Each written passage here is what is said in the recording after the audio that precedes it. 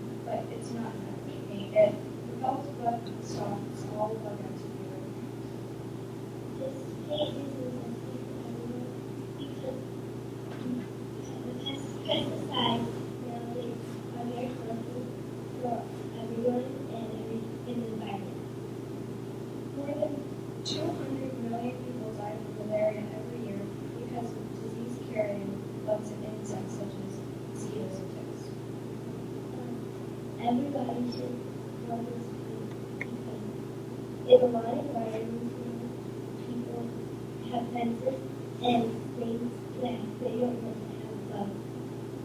If you like the color of your house, but you don't want to change it, our paint also comes in a variety of colors, so you can keep the same color you have, or you can put some color in your paint as a color or a gloss.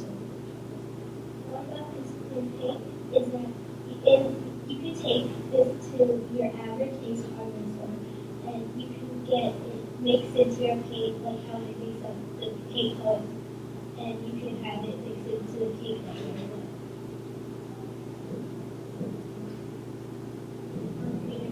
It's really vibrant if you do choose a color, and it really works. We look for like stuff like zero when we took calcite because its color is really well for pigment because the rubber color may not look so well in the paint and might give it a bad look. So the calcite we use as a color to make the paint more vibrant and color.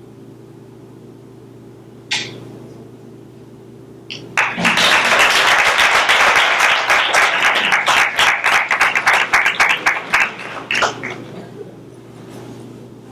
have any questions? Guys, we already.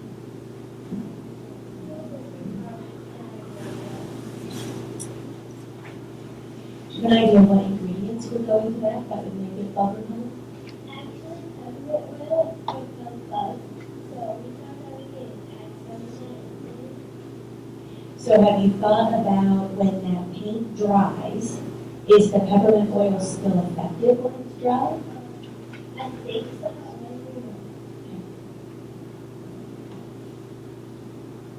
don't know. I have another question. So I can paint this on the siding of my house? Yeah, you can use this on anything. You can lawn furniture in your house. Okay. Yes. Okay. So could it also apply onto plastic? I'm thinking of kids, gym sets that are outside that are either plastic or wood that mosses kind of hang out. So would that work on that? Yeah.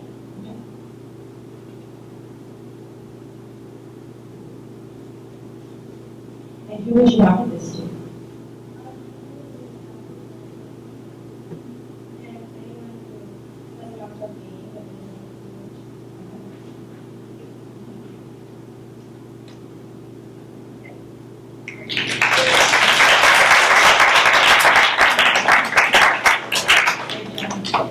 All right, next up we have Brennan. I'm spelling the name wrong, I just lettered it in. I'm so sorry. Brennan and Edward.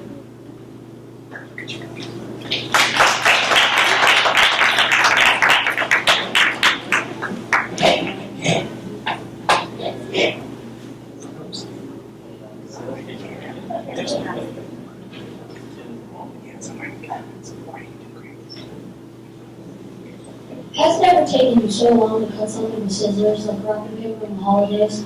Well, we got the perfect thing for you, skizzers. Skizzers are scissors that can adjust to various sizes. So if you want to cut something longer or bigger, you can adjust them to make them longer and cut it more efficiently. And if you want to cut something smaller or you want to get like a perfect cut on a piece of paper, you can make it shorter so you can make it more accurate.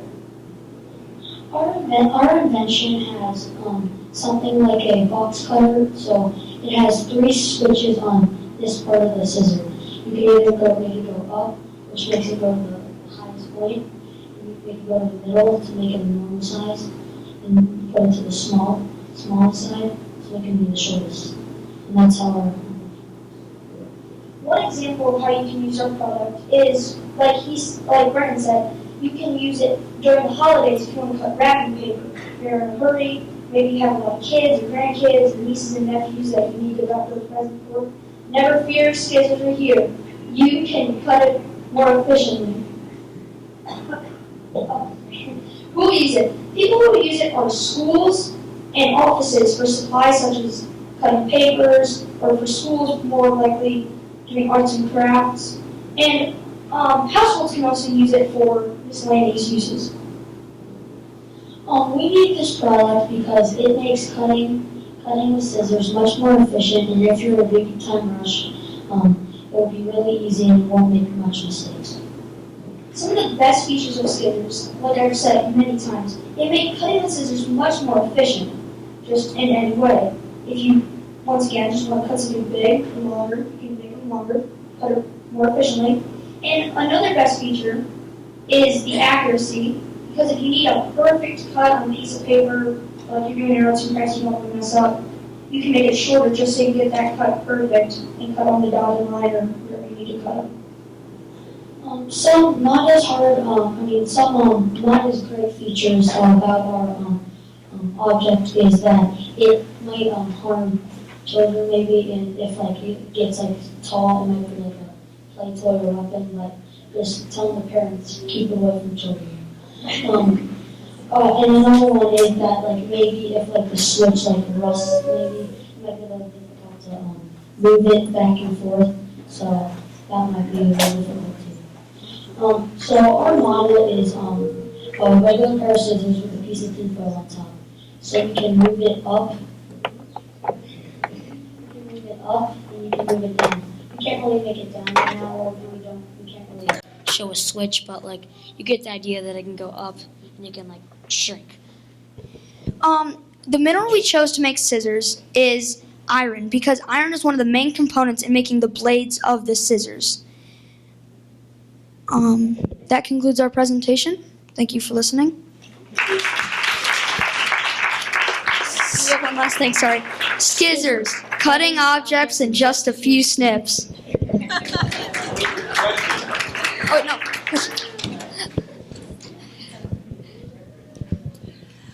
Okay, so I have a question.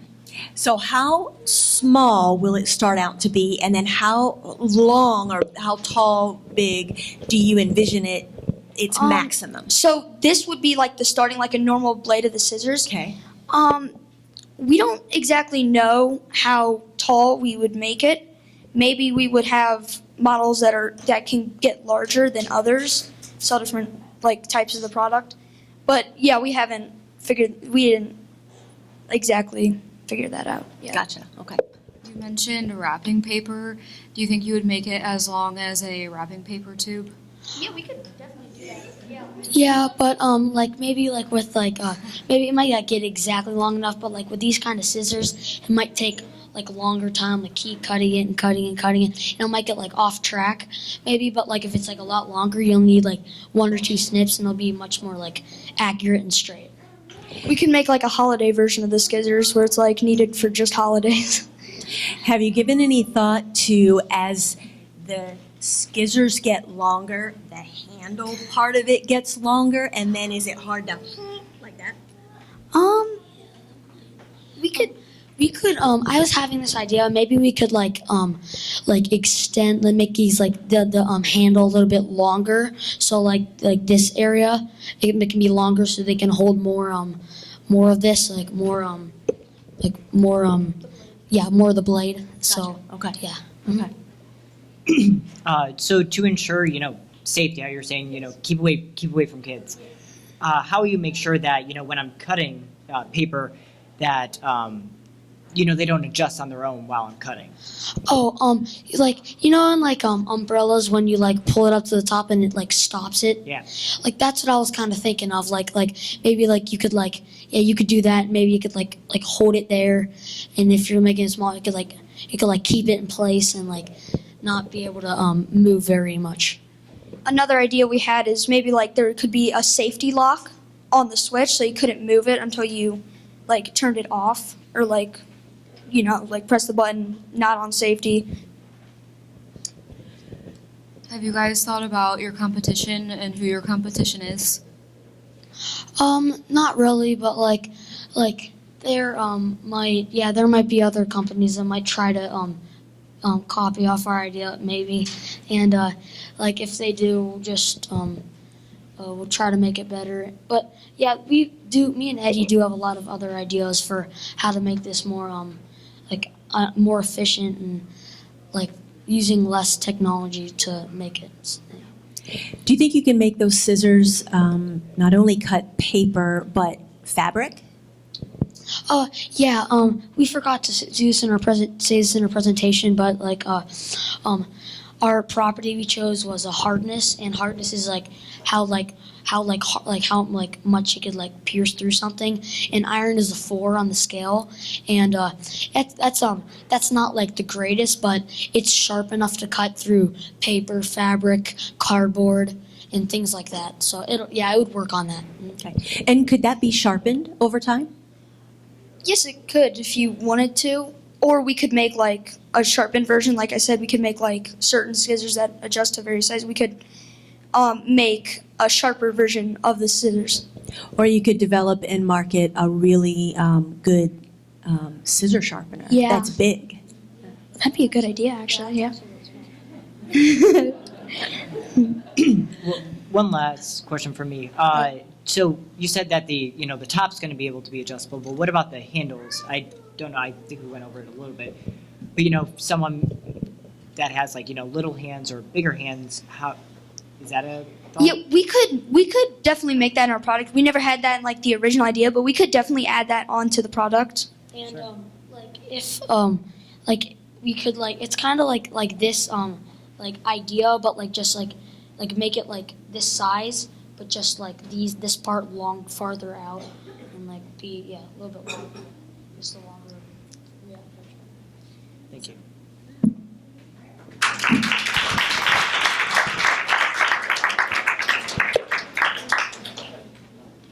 All right, thank you, Brennan and Edward. Going to improve your cutting experience. Next, we have from Hudson Middle School, Natalie, Nicole, and Maddie.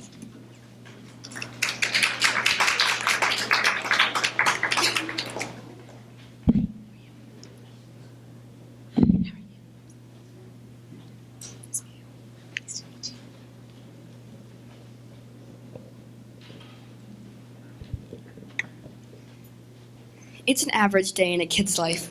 The day you forget all of your pencils in your art supplies. I lost every single one of my pencils. It's all gone. All your problems will be solved. Hi, I'm Maddie. I'm Nicole. And I'm Natalie. And we're the creators of the Pen Pal.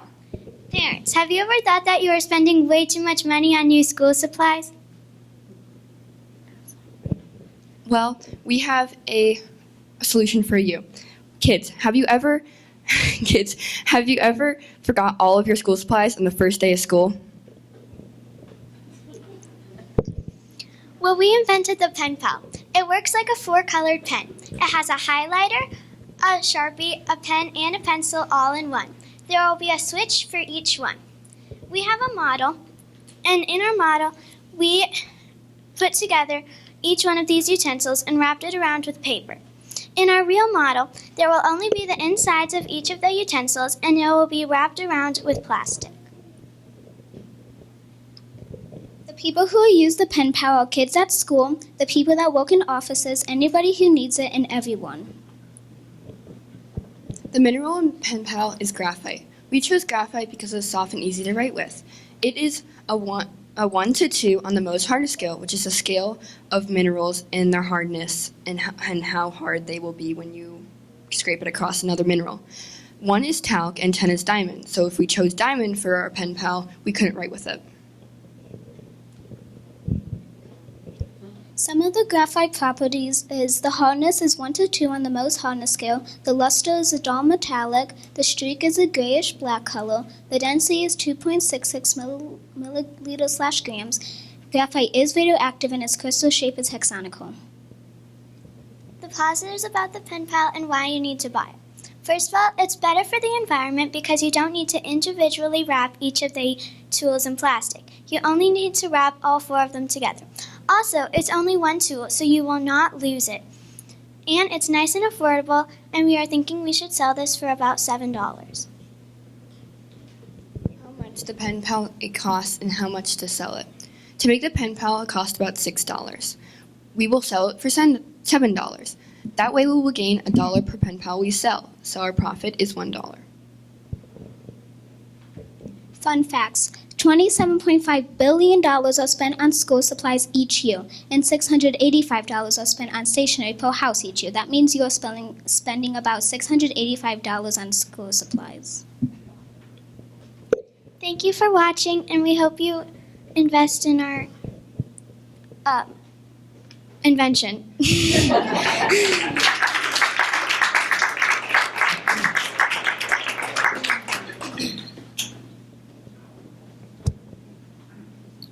How did you get $6 for your pricing?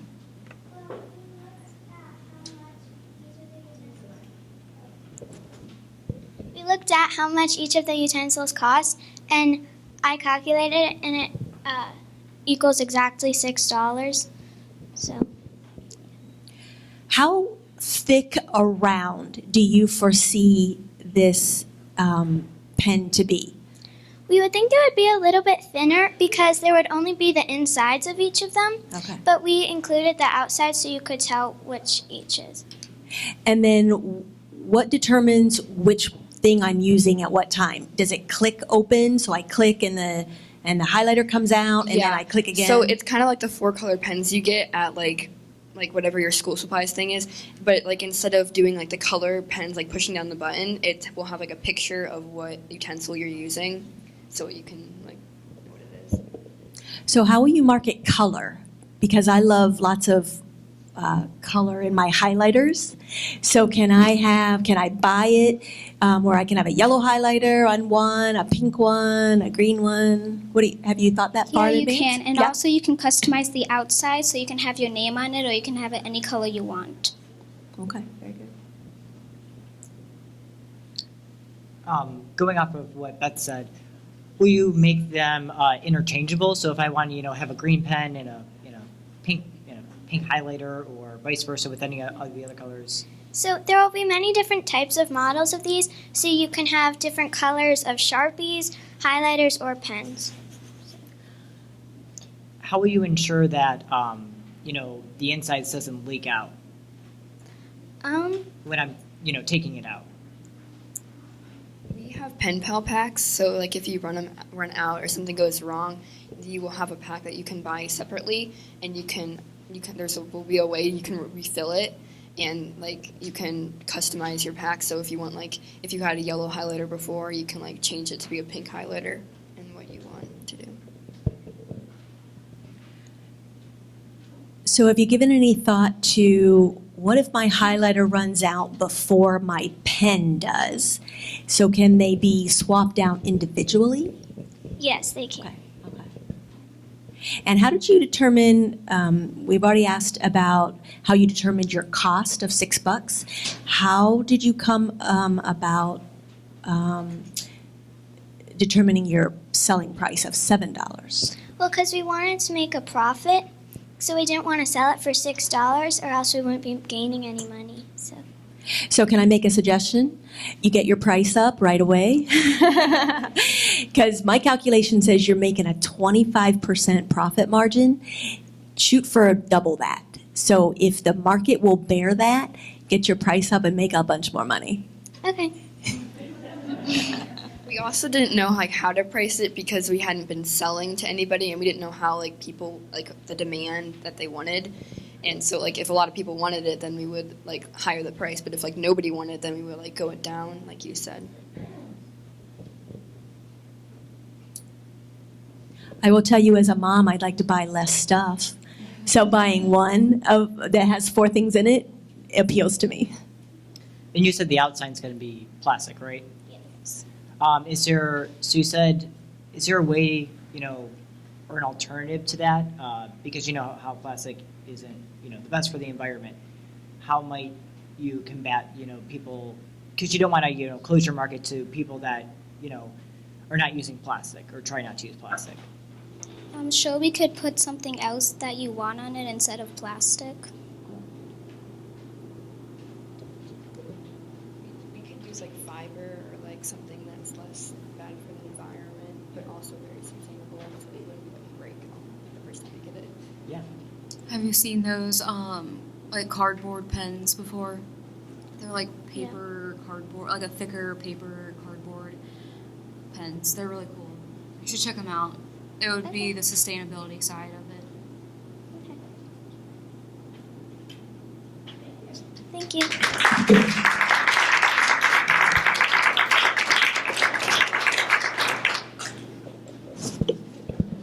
All right. Next up, we have from Hudson Middle School, Mia and Charlotte.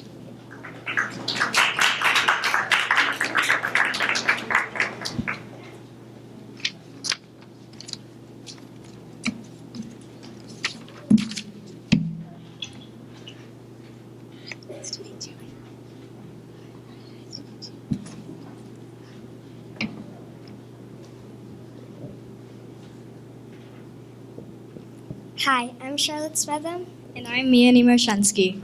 and we are the inventors of shower control. Here's something to think about. How long do you spend in the shower? Well, I spend 7 minutes, but my brother, he spends 20 minutes or more in the shower, and he uses up all the hot water. Wow, that's a long time because according to dermatologists, if you spend more than 10 minutes in the shower, it is bad for your body. Too much hot water can leave you dizzy, and too long of showers can leave you with itchy and dry skin. It strips the essential oils from your hair and from your skin and leaves you with something called the winter's itch. And Mia, do you know how much water we use in the shower? Actually, I do. According to EPA.org, 20% of the water we use in our household is used in the shower.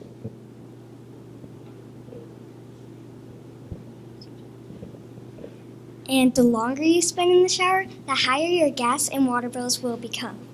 But no need to worry about all that when you have our product, Shower Control. Shower Control is an automatic shower device that controls how long your shower is. It also controls your water usage and your hot water usage. This product is directed toward all ages, but is a great use if you're always in a rush to work, school, or you just take too long in the shower. We chose a mineral to be in our product, and that mineral is magnetite. We chose magnetite because magnetite has a special property of magnetism. Magnetism is a force that pulls two magnetic objects together. We will use this magnetism to create a magnetic force between our device and the shower wall, so it will stick to the shower wall. Our device is not an on-demand water heater, because an on-demand water heater heats your water while it is still in the pipes. That way, it encourages people to take longer showers because you don't have to wait for your water to warm up. Our device is the opposite. Our device encourages people to take shorter showers. And when you first step into the shower, our device will ask you how long you want your shower to be, 1 through 10 minutes, but you can select this by using the up and down arrows. You can also select how you want your water to turn off, such as gradually getting colder, gradually getting hotter, or just shutting off. the selection for just shutting off will be located on the screen. We chose these ways to turn off your water because if you like cold showers and your water slowly gets warmer, you won't like it, so you'll get out. But if you like warm showers and your water slowly gets colder and you won't like it, so you'll also get out. But if your water just shuts off, you don't have any more water, so you'll have to get out. And after you've selected all those questions, you're ready to start your shower. After you've started your shower, halfway through, our device will alert you, so if you still have shampoo, conditioner, or anything still on you, you will know that you should rinse it out before your shower is done. And Mia, how does it work? Well, our device is Wi-Fi connected. There's a thermostat inside of the device that is Wi-Fi connected to your hot water tank. So once you answer all those questions, it sends that information to your hot water tank, so that way it'll know what to do. And our device works a little like Nest. Nest, one example of Nest is a camera doorbell that sends information to your phone if there's someone at your door. And do you like controlling your household items through your phone? Well, from our app, you can do that. Shower Control, you're on a roll.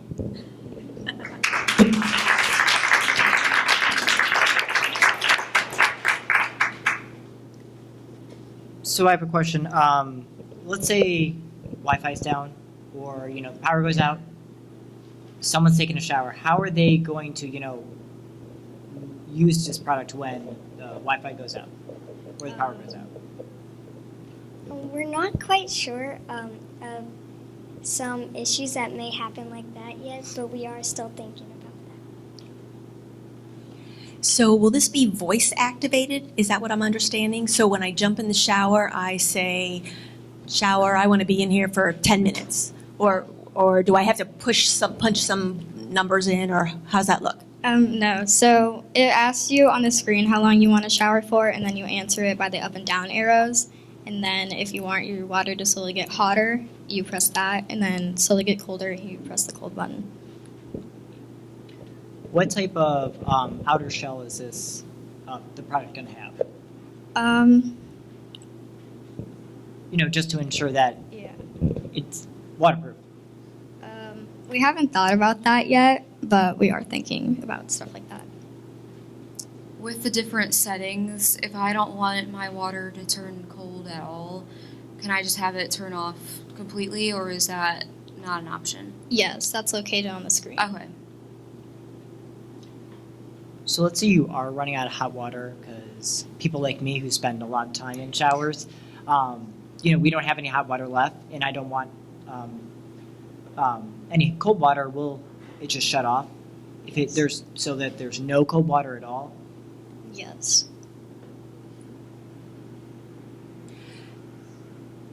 So, really important question. Is there an override button on that? So for instance, I would love to set that to say 10 minutes when my daughter is in the shower, but when I'm in the shower, because I pay the water bill, I don't want that. So do I have the option of overriding that and saying, nope, not for me, but for everybody else in my household? Absolutely. Yeah, you can control that by the app. Okay.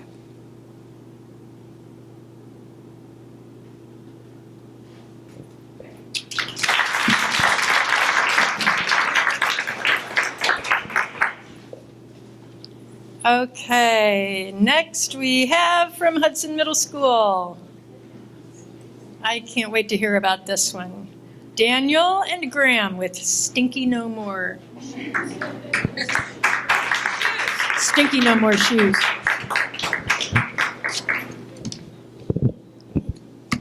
Hello everyone and welcome to our presentation. My name is Graham Nye. And I'm Daniel Gluntz. And today we would like to present to you an invention that will make your life fresher. How many of you have ever thought, ew, gross, when you went to go put on your shoes that you recently worked out in? Or how many of you have been embarrassed when your friends or relatives said P.U. when they walked into a room where your shoes are? Or how many of you just wanted to puke inside your open gym bag? Well, it's true. Well, if you answered yes to any of these questions, the Stinky No More shoe is the shoe for you. And the best part is, there's no need for any extra sneaker balls or spray. All you need is yourself and your Stinky No More shoe. How the shoe works is with compression. When your foot is released from the shoe, it will lift up the sole and essential oils will be released. The essential oils are safe for skin and most people around you. We chose to target age range 9 through 65 because these are the people who work out the most and are in most of need of a fresher life. Also, we decided to market our thing in the retail market at a price of about $12 because our shoes cost about $7 to make, plus the essential oils. So, we also chose the mineral. Sulfur to be in our product because the bottom sole of our shoe is rubber and sulfur is in rubber. So, we chose sulfur because obviously it is made in rubber, and we also wanted to add a little, it's very flexible, so it would be a very good athletic shoe. Okay, so to summarize, our shoe is an athletic shoe that deodorizes itself using compression. But before we go, we would like to run a little experiment. So, I'm going to give you a shoe, but we would like you to hold on to that shoe until later, until further instruction.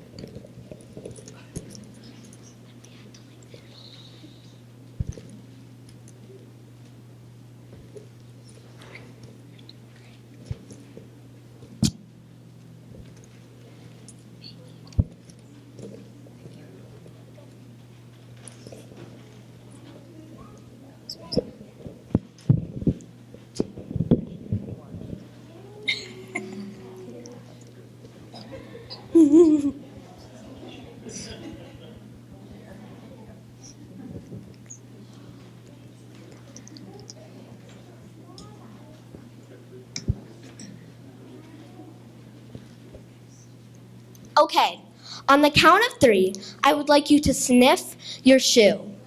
3, 2, 1. Okay, so obviously we can see who's happier right now. So, did you like the smell of your shoe? I do. Did you guys like the smell of your shoe? No. Okay, so you know who you want to be like. You want to be like them. So don't have a stinky shoe. Have a stinky no more shoe. And get the stinky no more shoe today. The shoe that does it for you.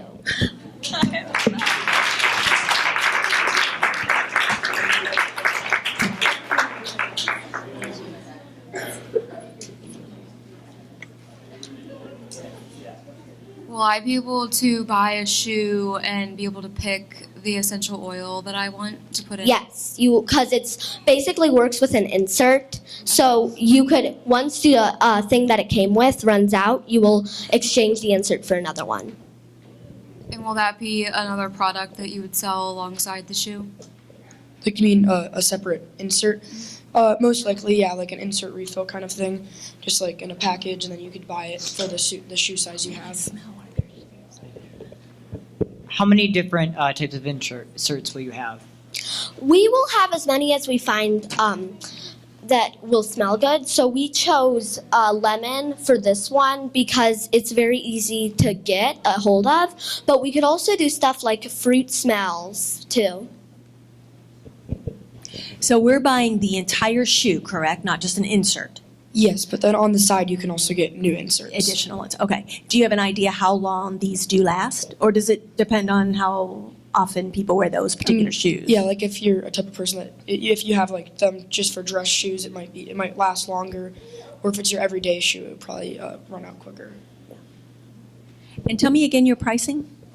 Our pricing will be $12 to $15 because this probably will take $7 to make. Where what channels will you use to get this product to your customer?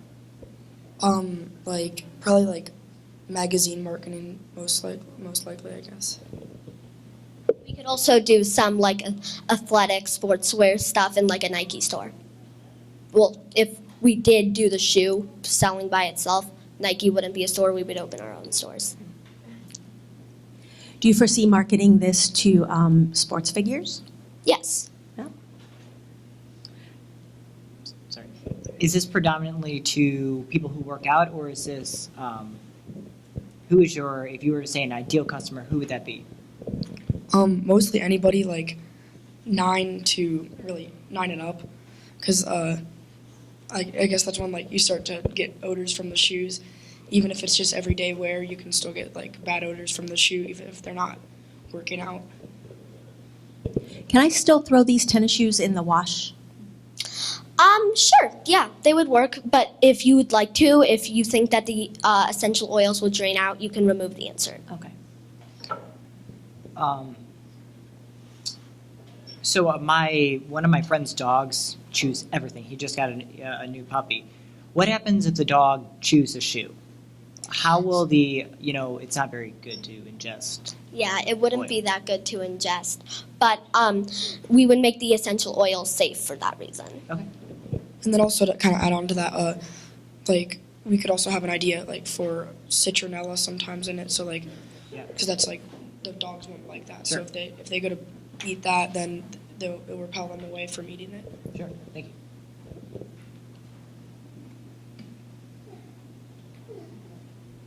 Thank you.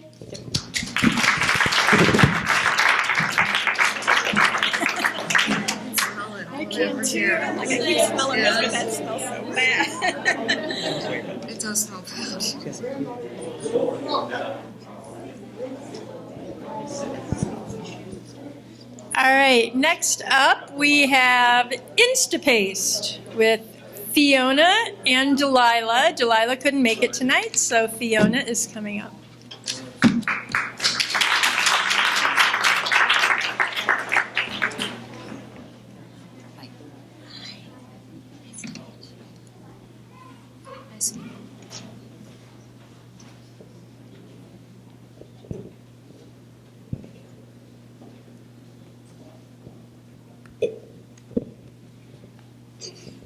Hi, I'm Fiona, and this is the InstaPace. How it works. The InstaPace is a well-working invention. It's just a normal toothbrush with a silver charger that charges the dispenser, a silver straw, that dispenses the toothpaste to the bristles of the toothbrush in the click of a button. Why I chose this to be my invention. I've always never been able to squeeze the toothpaste out of the bottle, but then I thought of this invention, a toothbrush that squeezes the toothpaste out in a click of a button.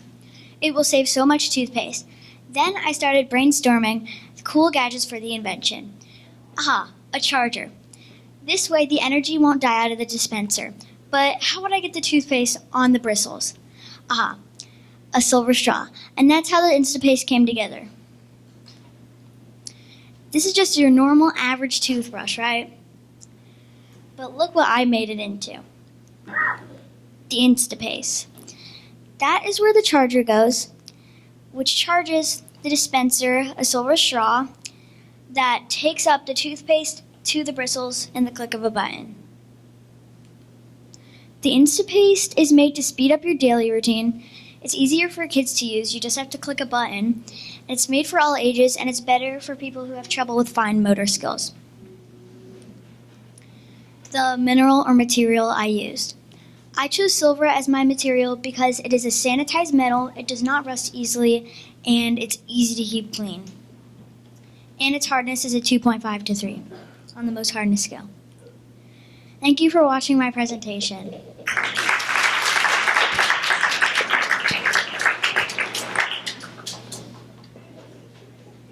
Fiona, how does that toothpaste get in there to begin with?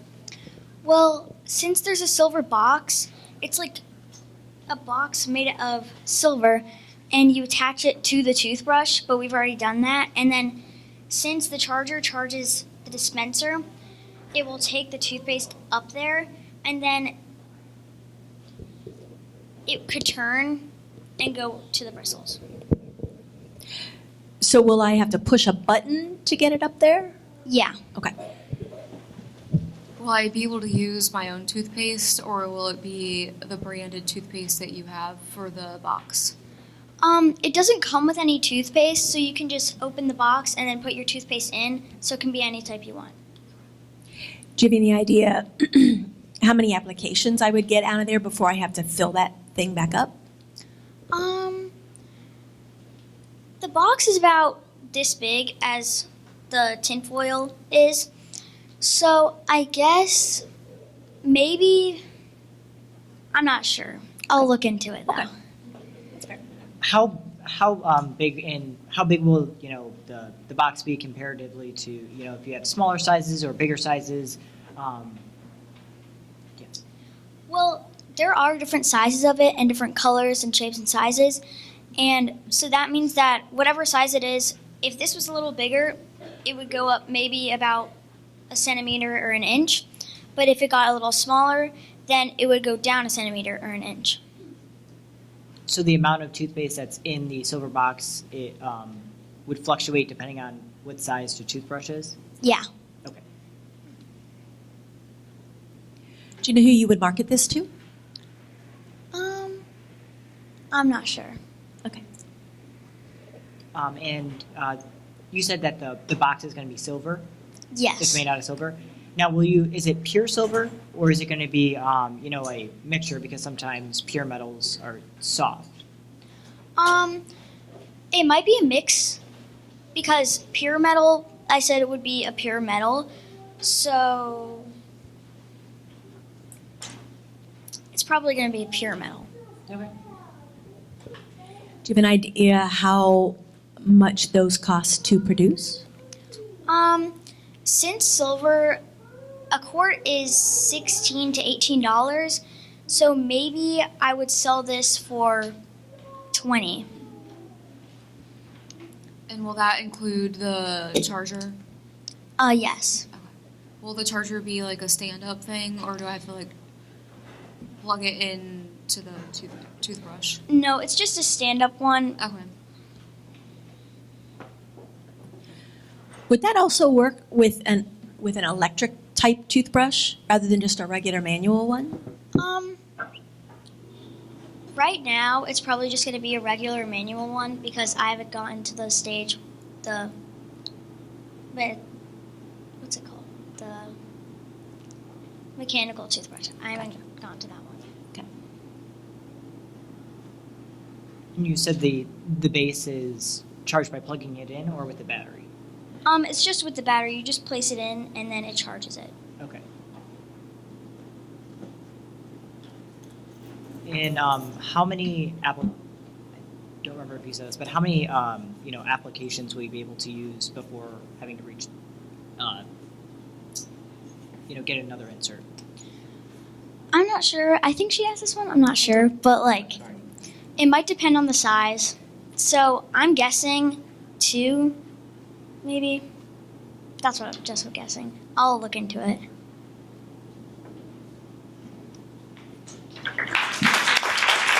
Thank you.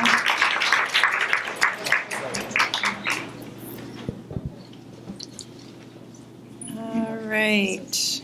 Great job.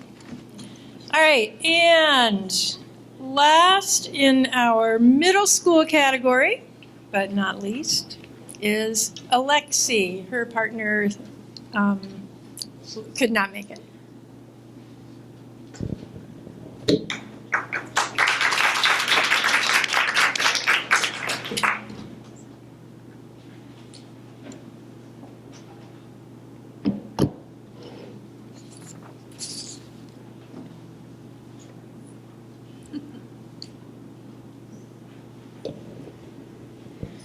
Hi, my name is Lexi Gillespie, and my invention is the Audible. The Audible is a food and water system for pet owners and any pets like dogs and cats, but if you have a wild pet at home, that you can also work for this type of pet. And so describe how it works is there is a scanner on the dog's collar, as you can see here, and as the pet or dog or cat walks up to the food bowl, there's a scanner right here, and the scanner will sense that the dog scanner is near, and then 2 lids will open, and then they'll have the food and water, and then they'll just open, and the dog or cat will have access to the food and water bowl. So, and then so why we need this is there's a lot of people out there who have more than 1 or 2 or maybe a lot of pets, even cats, dogs, and everything like that. So, and I have 2 dogs. I have a beagle and a little Yorkie. And so my beagle loves food because it's in their blood, and she'll eat all my Yorkie's food. And so it's my Yorkie can never get the food she needs, and my Yorkie only needs a cup a day, and my beagle only needs 3 cups a day, and we don't know how much my Yorkie's eating or how much my beagle's eating because they just eat at the same time, and it's really confusing. So if we had 2 of these, they would both eat out of their own bowl and both get the cups they need for their size and the type of dog. So all bigger animals can use this, and this is for traveling too. So there's an app for this, and there's an Apple, or they can have an Apple or Samsung or any kind of phone you have, and it has connected to the food and water bowl. So on the back, you can open and close it. If you have to get access to food and water bowl, or you want to feed them, you can open it with the buttons on the back, where you can get access to the bowl, and then they can eat, or you can feed them and everything. And so also on the back, you can lock it. If you do not want your dog or cat to eat at the moment, you can lock it, and the lock will turn green when it's unlocked, and then turn red when it's locked. And on the app, you can access opening it. You can see how many cups it had per day. So you can set up to 1 to 5 meals per day.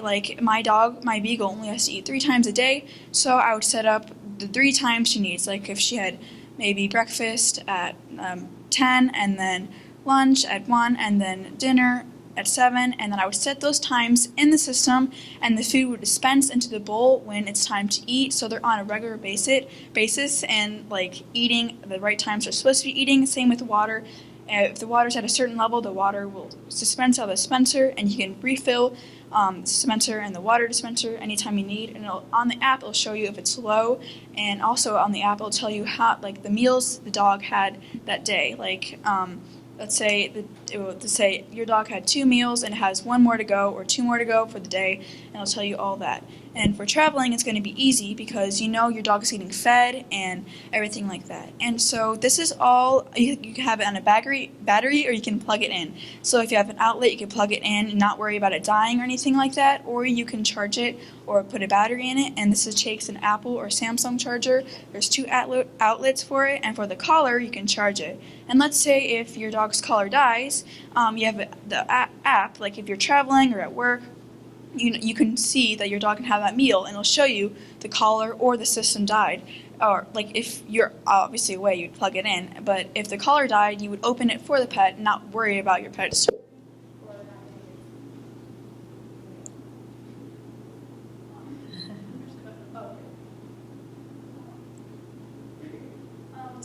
how to get easy access to the phone app. It's all connected to the phone app, and you do everything on the app.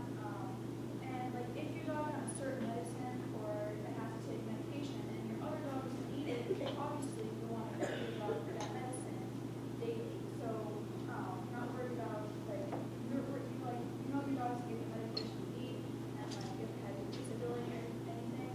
And for the dog size, if you're a smaller dog, obviously buy a smaller set of it. And if you have a bigger dog, you can raise a set or buy a set for a bigger dog, like to bend down or it can be movable. So yeah, and that's pretty much it.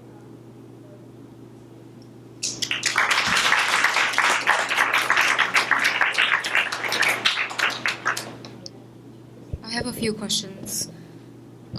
Would the sensor be individualized for each dog in each bowl so that your beagle wouldn't go to the Yorkie bowl and the connection open the bowl's lids for it?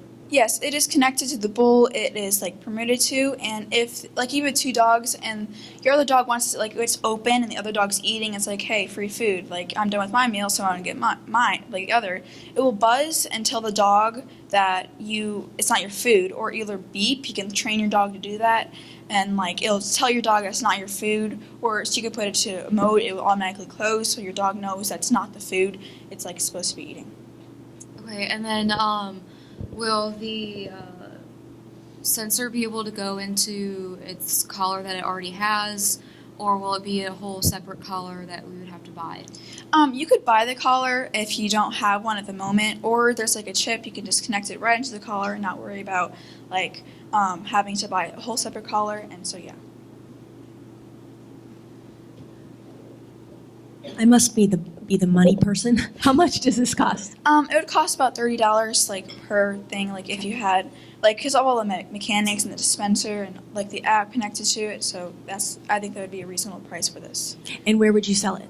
I would sell it at the pet stores, like either like Walmart or like Target and that kind of stuff, or online websites. But like, yeah, this is for like pet owners or people who have like, or like even if you're working at a vet, this would be like a good thing to have. Is there a way to keep, because obviously if you're doing 1 to 5 meals a day,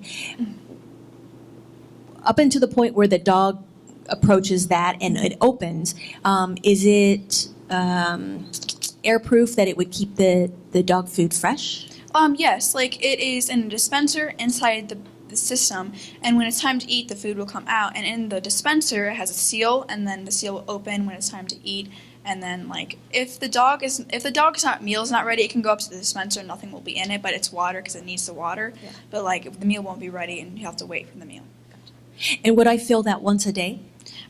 You would fill it about once a week because it can store nice. a lot, and Okay. like you don't have to worry about it. Like if you're on vacation and stuff, you don't have to worry about a dog sitter coming because you know it's getting your food and it'll tell you how many meals it had a day.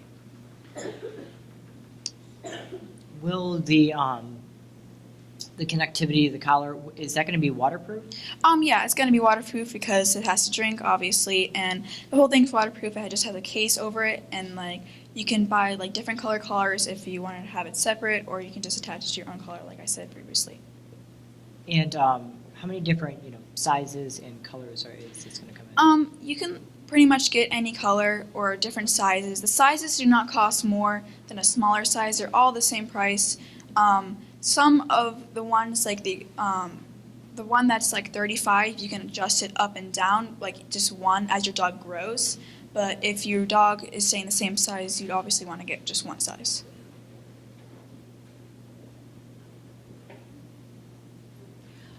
Do you have any competitors out there?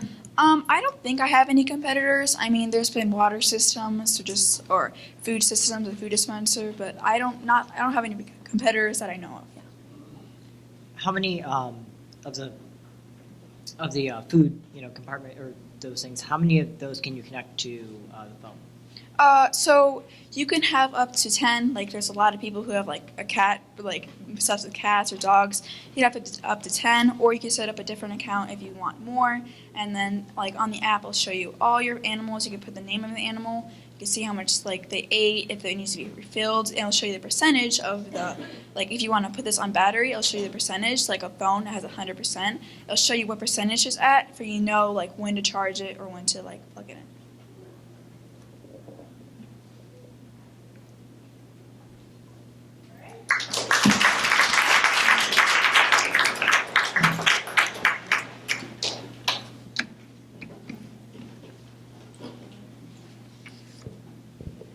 Okay, we're going to move on to the 8th to 12th grade group with our first pair being Megan and Michael Sheezer with their special needs app.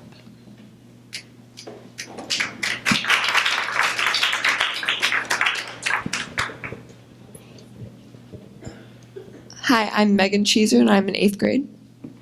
Hi, I'm Michael Cheeser. I'm in 11th grade, and this is our special needs Yelp project. Apps like Yelp and TripAdvisor are used throughout the country and even throughout the world. When choosing a restaurant, hotel, or other establishment, people rely on them for information. And here's some examples. And then they have become a valuable part of our lifestyle. They make experiences easier. They match our interests quickly with our surroundings. They facilitate easy navigation. They make more social experiences more enjoyable for the majority of the population. But unfortunately, there is a good part of our population who are not getting the information that they need to make their time out more enjoyable. According to the CDC, more than 1 in 4 adults in the USA have a disability. They can be physical, learning, language, or behavior challenges. Also, according to the CDC, they estimate that 1 in 6 children ages 3 through 17 have a disability as well. So many people in our country are facing challenges in everyday life because of a disability they have. These difficulties they face on a daily basis must definitely be even more challenging when they go to a new place. There are laws that require some basic necessities like handicapped bathrooms, but a good experience goes much farther than that. We've seen some things among our friends. We have a teenage friend who uses a wheelchair all the time. We have been with her trying to go to dinner and seen how difficult it is for her and her mother at a lot of restaurants. We have a family friend who has a child with very involved autism. They only have 2 restaurants in their hometown they can go to. They don't get to travel much because their son's behavior because of his autism makes it difficult to find places to eat and stay. Having seen families like these struggle to find a place where they can enjoy a meal together, we got our idea. Wouldn't it be amazing if there was an app to help families and people with disabilities find places that would work well for them? Introducing the Access for All app. The Yelp for people who have disabilities and require more information to make their experience more comfortable. To develop our idea, we thought about our experiences and asked some friends and asked on social media what would make your experience better at a restaurant. Here are some of our responses.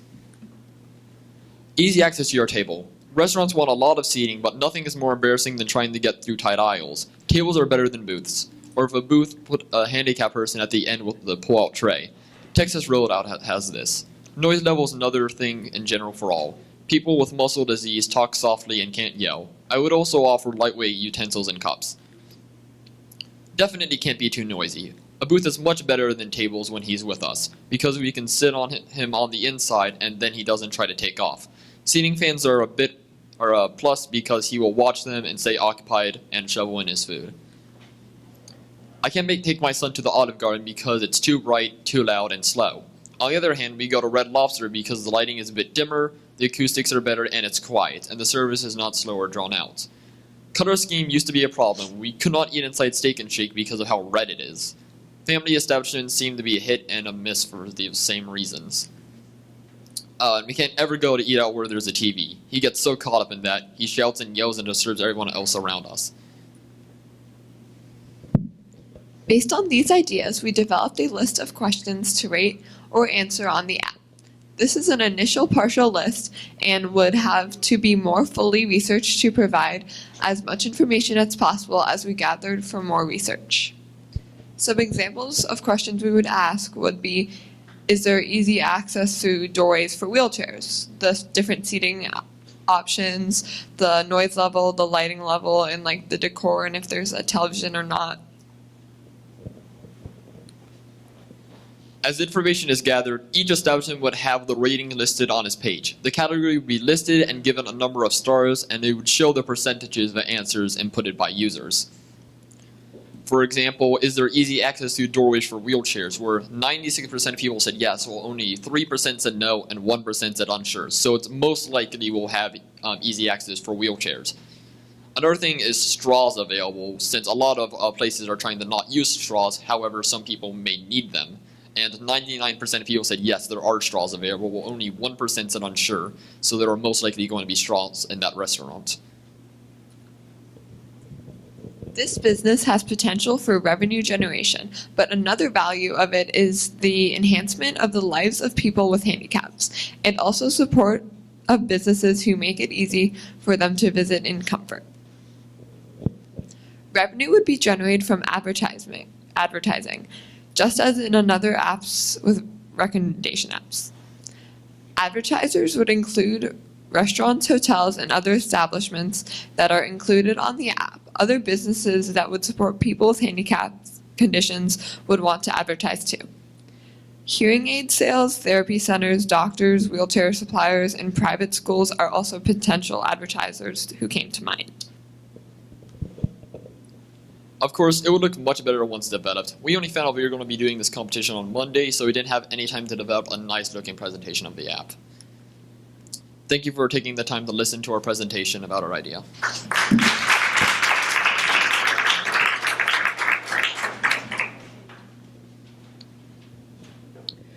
So on your questionnaire, the people that are answering that are solely people who have gone to those restaurants and places? Yes, so the people who would be answering, it's kind of like a survey. They would, if they have been to the restaurant, they would answer the questions, and yeah. Do you offer any incentive for them to take the time to do that? No, not that we have thought of. Okay. Just out of their, like, if they, like, you know how people leave, like, stars on, like, Yelp and, like, put different comments on it, would basically be doing that, except it's more of a survey style. Yep. Okay. Is it just going to be, yes, no, and sure, and those percentages, or are you, as a business, going to give it a company a grade, or how is the determination of how the company is well for, or the restaurants is well for those? No, because many different people have very different specific needs. So it's like a restaurant could be great for one person with this set of needs, but not for another. So giving it an overall score just would not work. Would they be able to leave specific comments? Yeah, you would be able to leave comments. And if I want to search for, a place that has, straws and doors with access that I can, have a wheelchair through, am I able to select that in like a refined search? Yes, so if you like searched up a specific need that you had from a restaurant, like you said, if it had straws or not, you would search that up, and then it lists the highest ratings of straws with restaurants with straws in them, like near to you. Just like when you search up on Google Maps, the different restaurants closest to you would come up with that, except with the best ratings as well. If there's a restaurant that doesn't have a review yet, but there's a family that's trying to see if their kid could go there, would the restaurants be able to fill out that survey so that there was like a beginning part in case there wasn't a review? You know what I mean? Yes, if the restaurants would be like put on the app, we would also have them, one of their employees or them, fill out a survey just to have like a basic review, so everyone has a restaurant just in the beginning. With that, how would you ensure bias is not present? Once again, not only the company, the company themselves could be like the first review when the company gets put on the app. However, any user using the app can set reviews. And while there might be a few people who put incorrect information, the majority of of people entering the server will most likely answer honesty. Like one of the examples before, only 96 said yes for a question, while 2 said no and 2 said unsure. However, since 96 said yes, the answer to that question would most likely be yes. And then is this app going to be free, or do I have to pay for the app? It would be free, but with ads, and we probably have some system where you could like pay a certain amount of money to get a no ads version. How do you plan to market the app to your target market?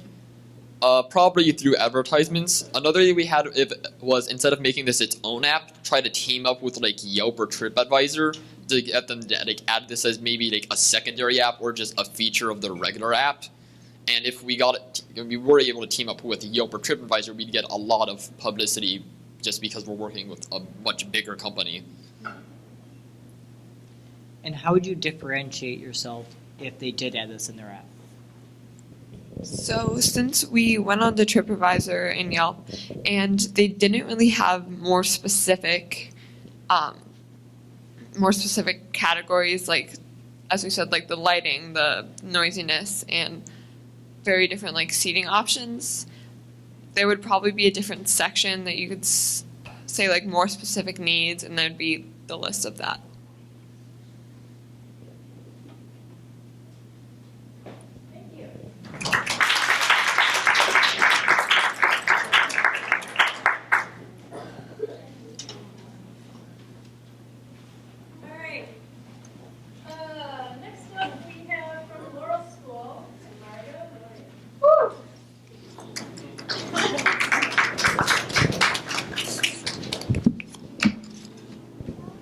All right, so for those in the room who've experienced high school, I'm going to ask you to think back to that experience.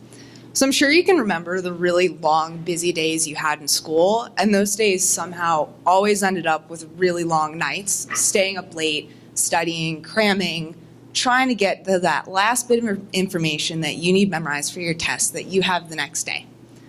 Well, given the time constraints of students in 2019, the typical study methods that have been used by other students for decades, which include going back through your textbook, going through old notes, retaking notes, might not necessarily be the most effective or efficient way to be studying.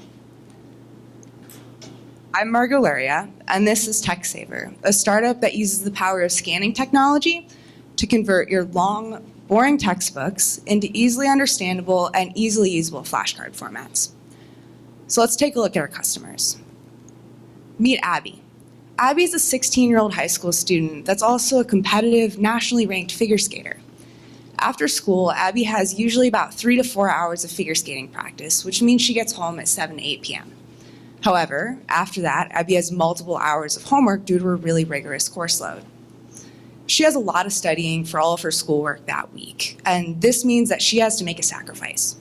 Abby has to either give up time doing homework and sacrifice her academics, or she has to give up time at the rink and lose her competitive edge.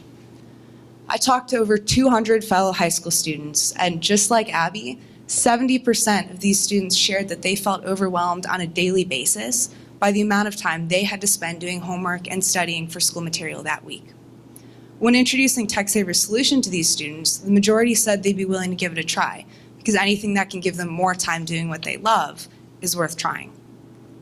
Within the first 3 days of airing TechSaver's website, we had 150 website click-throughs.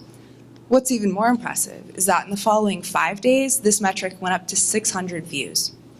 We have a committed subscriber list of 300 students who have given their emails to an email subscription, expressing their interest in using TechSaver in its first iteration. These students come from India, Mexico, all across North America, and they're all linked by a common goal. They want more efficiency in their high school studying. So how does this work? It's pretty simple. First thing you have to do is take a picture of your notebook or textbook page, and you can upload that to our website. From there, it's going to be changed to a different format in which you can easily interact with the words on your screen. You can pick exactly which words that you want put in your very own flashcard set, and then you just let the technology do the work. We'll automate a flashcard set for you based on the words you picked, and you can then input any media or additional information that you want, making our flashcards completely customizable to your own needs and study requirements. The base model, which just involves scanning your textbook and receiving an automated flashcard set, is going to be completely free for all users. However, once we have a large enough online user base, we'll introduce a premium model. A premium account, which will be based on a subscription fee per month, will give you access to additional benefits such as ad-free and offline studying for even more convenience. Also, once we have a large enough online presence, we'll be taking in advertisements and we'll gain revenue from those. Unlike our competitors, you don't have to input any information manually. We all know time is money, so we just saved you some precious time. We already have the scanning technology in place. This is called OCR, optical character recognition. The next step is just to integrate this into the website. We'll also be working to give users the ability to establish user profiles and accounts on the website so they can start storing their own flashcard sets and get their competitive edge back. Additionally, any revenue that we gain and any funds that we gain in the initial process of getting the startup off the ground are going to be put towards creating an app with the same technology, which is going to be more efficient than the current website. So we're looking forward to actually getting our product out to students in the spring of 2020, and we'd love to have you join us. All you have to do is scan, study, and succeed. Thank you.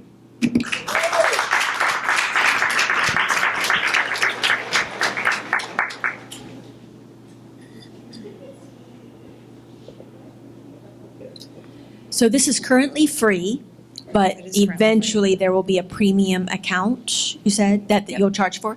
What's the difference, what will be the differences between the free portion and the premium portion? What are the benefits? Yeah, as of right now, a lot of it has to do with additional convenience. So that would involve ad-free and offline studying. Okay. And we're going to gain input from students to see what other features that they would be willing to pay for and that they would enjoy in a different version. How have you marketed it so far since you've gotten to a couple different countries? What was that process that you took? Yeah, so we work primarily through referrals. I visited multiple different cities over the summer and had a lot of time to speak with pretty much pedestrians on the street. I really thought the best way to actually get it out would be to interact with as many customers as I could just out in public. So I did a lot of calling, walking up to people and introducing the idea to them, and primarily targeting educators, parents, and high school students themselves, and seeing if I can get the word out from there. Additionally, we already have a Facebook and an Instagram account. Is this just for students, or are teachers able to utilize this app?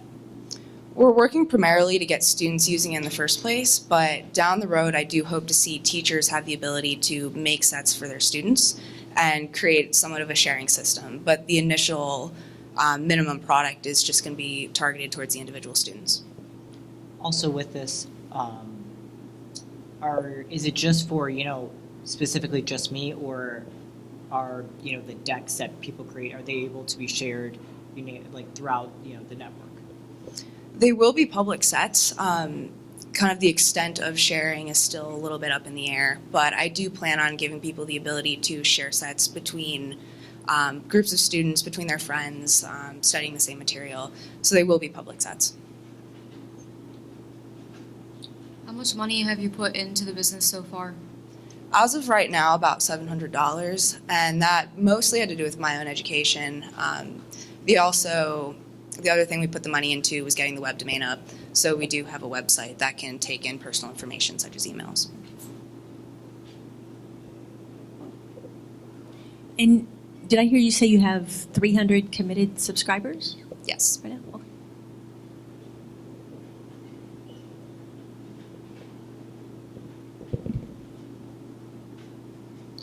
Until the premium aspect comes, how are you ensuring that you do not have a loss?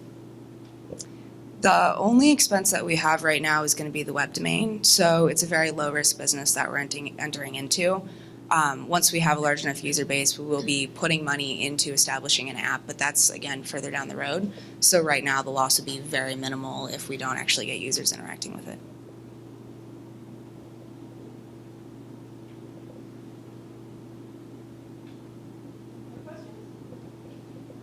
Thank you so much.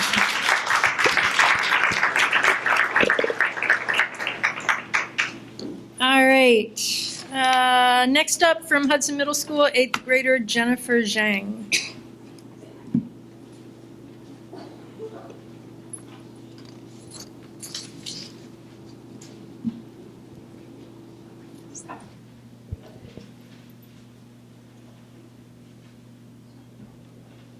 Hi, my name is Jennifer, and my project is to control food waste in schools. Did you know that $5 million in uneaten foods is wasted every single school day? Students are tossing away the food that they don't want into the trash without a second thought. I conducted a survey and I asked 20 students which types of foods out of their lunch that they wasted, and 10 of them said that they wasted the vegetables, 2 of them didn't waste anything, and then 4 of them wasted the lunch, and then another 4 of them wasted the fruits. So that's a picture of what school's lunch typically looks like, and many people just toss out the milk and then the fruits, but then only eat the lunch. So my first step is to create an app or a website that allows students to scan QR codes on the food so the schools can determine whether or not they wasted the food or not. Another thing that you can do on the app is you can create polls for the students to take, and the students can tell the school which foods that they like to eat and then which foods they don't like to eat. My second step is to market the app so more schools know about it so they can use it. That way schools can gain a better understanding of what students like to eat, and then less food will be wasted, and then students will actually enjoy the food that they eat. So this is an example of what my app will look like. So it will be able to respond to polls. So you can put in a poll, and then students can choose which foods that they like.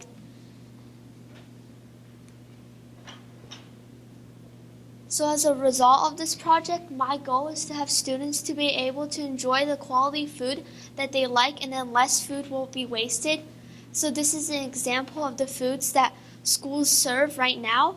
So instead of serving these foods, which are not appealing, schools should sell better foods, which are more tasty and foods that students are more likely to eat. So the app or website will be free for everyone to access, but if you want to connect a lot of students to the app for a school, you have to pay $10 for every student, and then out of all of the money, I'll donate 10% of it for people who are underprivileged. Thank you.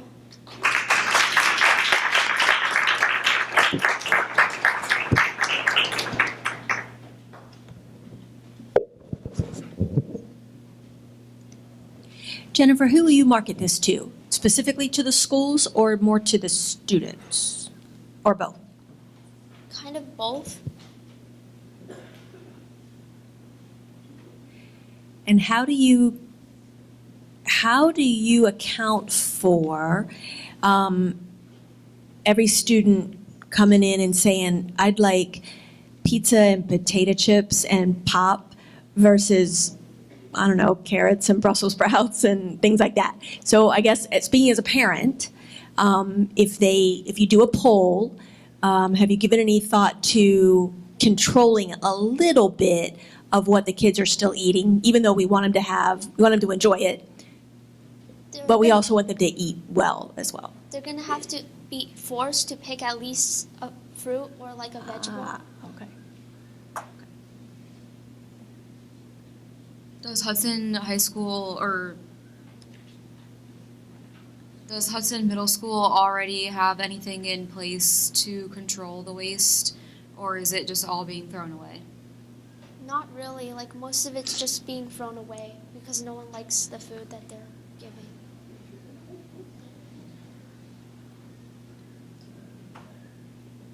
And you said the QR code's going to be on the plates?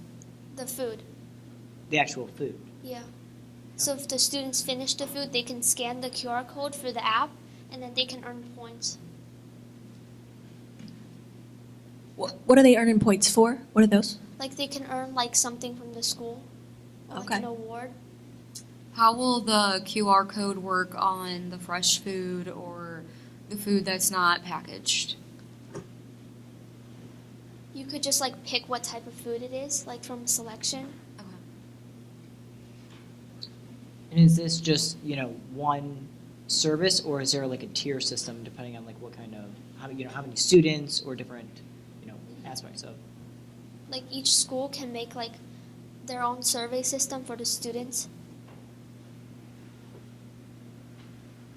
And is it just, the polling, is it just based on what the lunch was that day, or are students able to add, suggestions They based can on add what they like? suggestions if they want, and it's usually from like the lunch that they always serve, like the foods that they usually serve.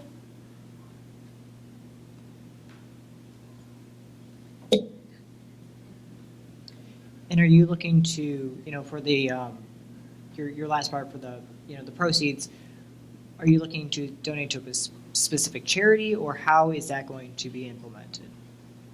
Probably just for like students who can't pay for their lunch.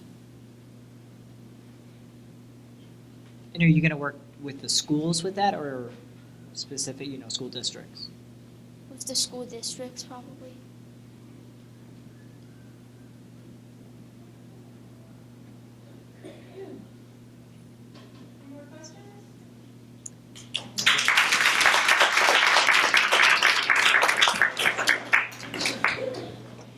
Okay, is Kaylee here?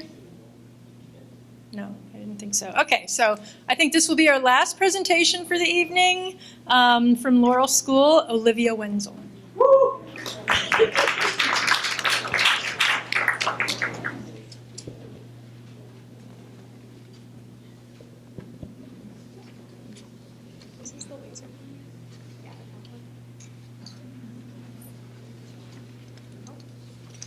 You said don't touch that. Oh my gosh, I'm sorry. Which one's the laser pointer? Oh, the middle one. Gotcha, sorry about that.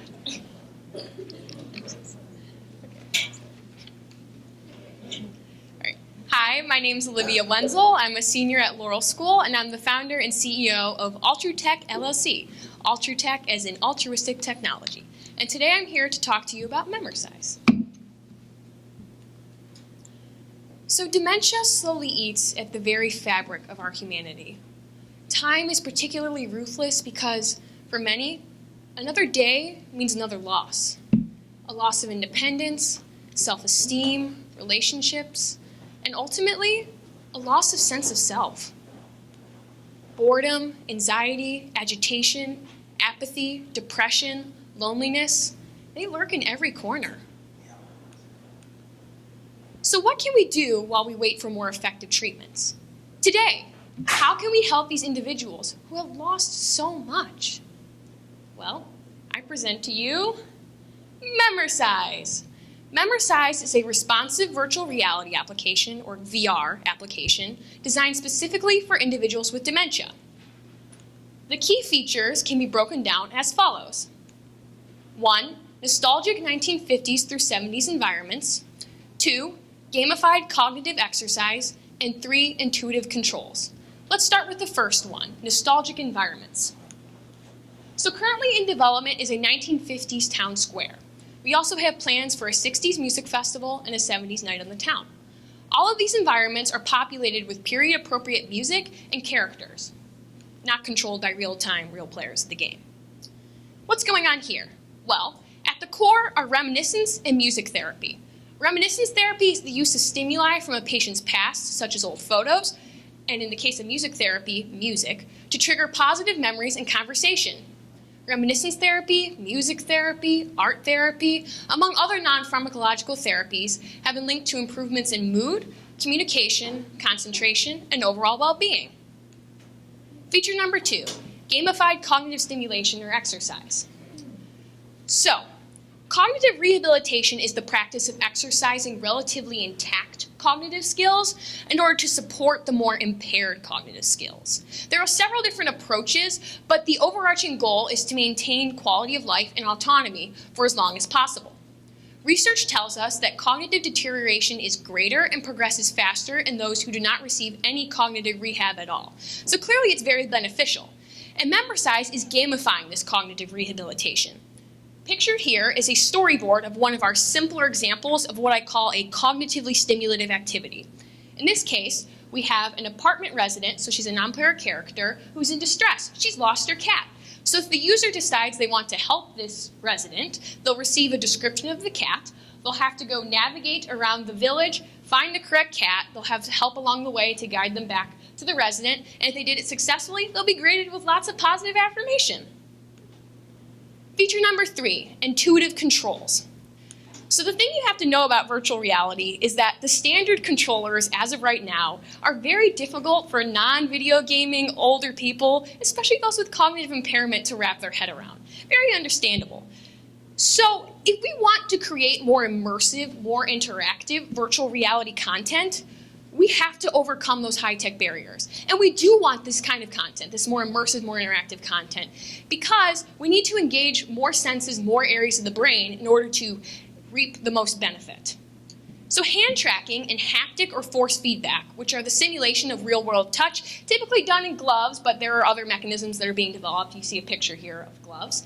These are great ways to overcome those barriers. As for hand tracking, well, if you've ever seen someone try virtual reality, especially a senior, a lot of times you'll see them kind of reach out and try to interact with what they're seeing in their headset. Really, if you think about it, the way that we interact with the real world is with our hands. So the most fluid transition to interaction with your virtual environment will be with your hands. Hand tracking is the best way to go. All right, I've walked you through our current development focuses. Let me talk briefly about our down the line long-term focuses. The 2 key areas will be exercise and data collection. As for exercise, we'll integrate this into navigation of the VR environment. So let's say the user's sitting, and instead of pointing or using their controller, they can march in place and swivel around a chair. Or in activities, we could have sports and things where they have to move their arms. So we're integrating exercise right into the app seamlessly. The other idea is data collection. So we're going to look at a host of different metrics, but the really important one is eye movements. So eye movements have been researched pretty extensively in connection with Alzheimer's disease. And what this is really powerful because we can actually see if our application has disease progression tracking potential or diagnostic potential for the underlying causes of dementia. All right, how are we going to monetize this? Well, there are several different approaches, but my 2 key areas of focus right now, in the short term, are going to be selling to companies that are already successfully bringing VR content to seniors and individuals with dementia. You might be surprised to learn that there are several companies doing this. So I'm going to sell content directly to them. In the long term, I may seek FDA approval to become an FDA-approved medical device, FDA-approved medical therapy to actually work with hospitals or sell to hospitals, or maybe sell directly to those nursing homes, assisted living communities that those companies I mentioned already have connections with and are working with. Lastly, in terms of our direct competition, the current VR content for seniors and individuals with dementia, it's generally passive, it's generally semi-immersive, not very interactive. This makes sense because, as I mentioned before, the standard controllers are difficult to use. So you're going to see a lot of 360 videos, you just kind of sit there and watch, or you'll see some computer-generated environments, but again, not very interactive. Membersize, my application, goes further. It's more engaging, it's more interactive, it's more stimulative, and it's more regularly usable. Thank you so much for your time. If you're interested in learning more, you can visit my website, ultratech.net. You can email me at liviacwenzel@gmail.com or reach out to me on LinkedIn. Thanks.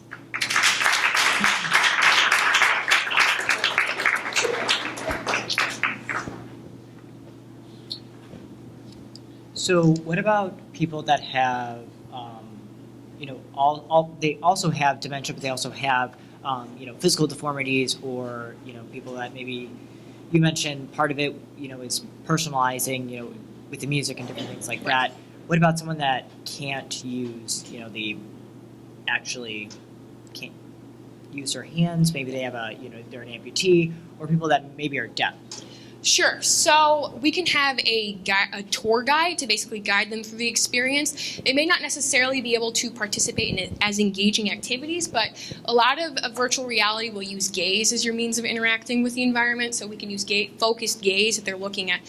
So for someone who's deaf, they could have options presented to them, and they look at their option for a set period of time to be able to interact. So that would be one way. So we can have different modes. How much does this software cost? Just the software? Well, for the whole package, but then So if I were selling directly to those companies that may already have the equipment that I require, then it will be a few $100s, and then I may license for different uses, like how many times they actually use the application. But if I'm going to sell to a company that may not have the equipment that I require, then it's going to be around $700, $800. Do you currently have the technology on hand? Not in this room, Yeah. but yes. So I do have the headset I'm using. The headset I'm using is called the Oculus Quest. It's 6 degrees of freedom, so you're not tethered to a computer, but you can still walk around and look around. And I'm in the midst of, with a small team of volunteer students, developing the prototype, and we're hoping to get the demo ready by early next year. And we have a company that brings VR content to seniors that volunteered to have us start testing. Do you have an idea how many different contents or how many different scenarios would be marketable out there to people that would be meaningful to somebody, so that over time the what they're seeing would not be repetitive and lose its effectiveness? Right, so that's a really key focus with what I'm doing. So I didn't really get to talk too much about the different activities, but I'm basically creating this episodic experience. So if you would use it over time, over multiple days, and basically like one day in your park you might see a street art fair, and then one day you might see a market with fruits and veggies, and so it would change over time. Similar, I don't know if you guys are familiar with Animal Crossing, but basically it changes with the calendar year and it gets updates regularly. It's seasonal. And is this just across, like everyone across the board that has, you know, the same episode, or are you able to personalize it specifically to someone? So we're working on personalization factors. We're doing some minor changes, even as simple things as inputting your name and having a non-player character repeated back to them. I've done testing not in virtual reality yet, but with Wii games where that's repeated back to them, and that's proven to be really effective. In the long term, I do want to create adaptive environments, and that's also really important for extra safety measures. So going back to the idea of having data collection and metrics, if we're actually able to track heart rate, blood pressure, and there's a detection of high stress, then we could adapt the environment. So maybe they'll be transported to a beach, or if a particular stimulus is continuing to cause stress, then that stimulus would be removed from their environment. So those are some personalization factors, but we're still continuing to look into that. Am I running out of time? Okay. I'm also doing research at the Cleveland Clinic. I'm a visiting researcher there. So I'm not yet with my actual virtual reality application, but I've developed a study. It's basically a survey and some cognitive testing, and the survey tape, or the participants have a set of different options and free open response for activities and things that they miss. And so if I'm able to find some trends, I'm going to prioritize whatever the findings are for my application. So for example, if most people, or I don't know, 60% of people end up really missing doing outdoorsy activities, then maybe I'll focus on that for the first round. And then as we continue to develop, we'll hopefully be able to create more personalizing factors for each user.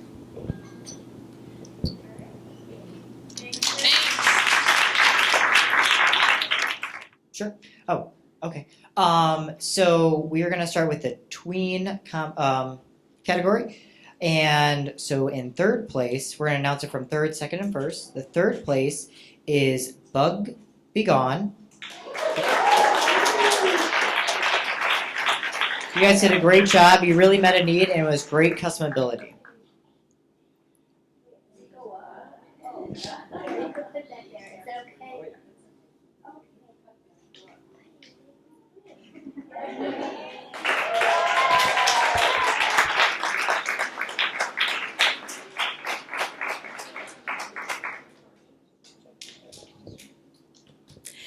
All right, and I just want to back up for 1 minute and just say everybody that presented this evening was just did an outstanding job. We were very impressed with everybody. So it's my job to announce the second place winner, and that is Pen Pal.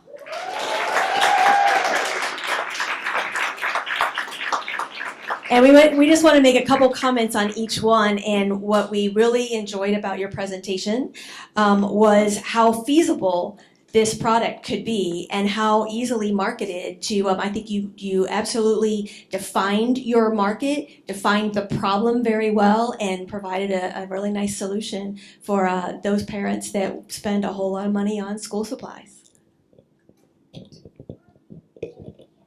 And for first place, we have Stinky No More. You guys had an awesome presentation, and the product will be very easy to take to market.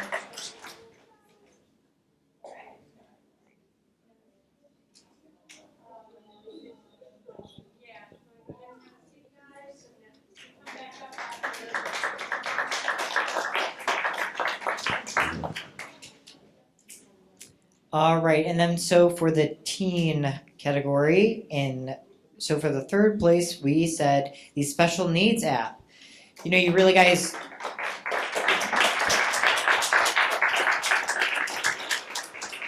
you guys did great market research and really identified, a problem that needed to be solved. So yeah, it was great. All right, second place this evening is Memorsize.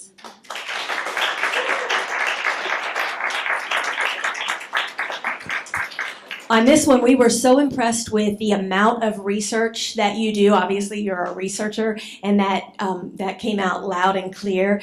And then, really, you have you have a very clear understanding of people with disabilities, particularly Alzheimer's, and what would work in that regard. And that goes to show how much research you've put it in there. And then you presented very well. It's a complicated subject, I think, and you presented it very clearly for us, and so that we could easily understand it. And for first place, we have Tech Saver.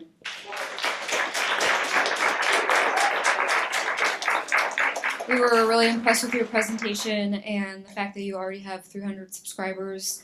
And of course, studying is a problem in college too, so nice job.